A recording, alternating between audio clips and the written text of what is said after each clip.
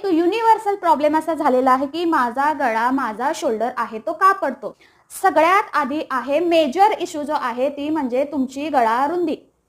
Standard आहे ते गळा रुंदी आपण किती घेतो? 2 ते 2.5.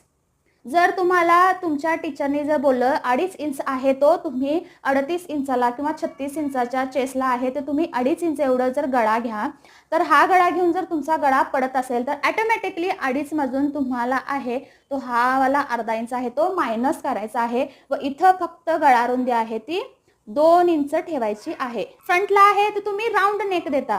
राऊंड नेक दिल्यामुळे हा वाला पोर्शन आहे तो काय तो स्ट्रेच होतो.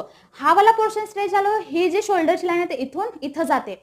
मग ऑलरेडी हा वाला पोर्शन जर तुम्ही 2.5 दिला तर इथं आहे ते 2.5चं 6 किंवा 6.5 होते.